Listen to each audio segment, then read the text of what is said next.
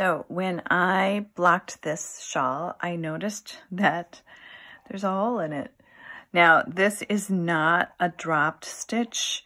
It is actually, I created a stitch. If you look, you can see how that column goes up here and this column goes up here.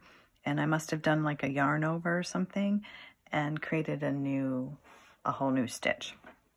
So I'm going to show you how I'm going to fix this.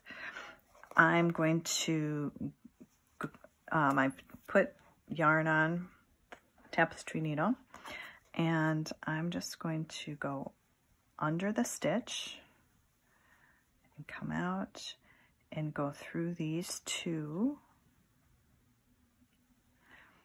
and go back under.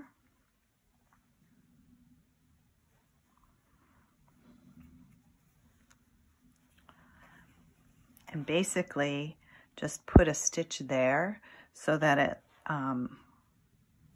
hides the hole.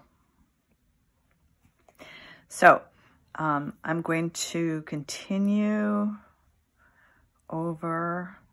This is going to be weaving the end in. This is just duplicate stitch. You can see I'm following with my new yarn. I'm following the stitch that's next to it. Go down and over, and I just follow, and that's plenty. So pull that over to the other side, and then this is my other end. So thread that and work that in. You can see the stitch is pretty much gone.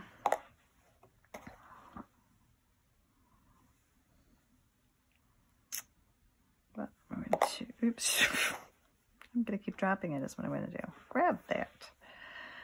Okay, I'm going to go through here, back that way.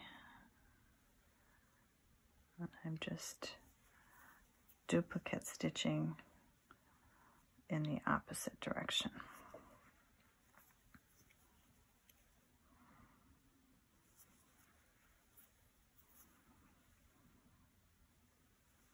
Do one more.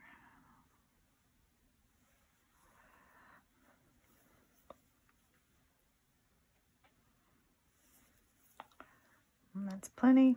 I'm going to go over to the other side. And now you can see there's no hole. It's camouflaged. It looks a little different. But as you know, I'm going to wear it. Nobody's ever going to notice. People probably wouldn't have noticed the hole. So, and then on the other side, because it's a scarf, you want it to look the same pretty much on each side. You can see a little bit where I have fixed the hole. Doesn't look identical, but I'm going to trim my tails pretty short, because if this were the inside of a sweater, I would I would leave them long. I would leave at least an inch so it didn't pop through. But because it's a scarf, I'm going to just snip pretty close.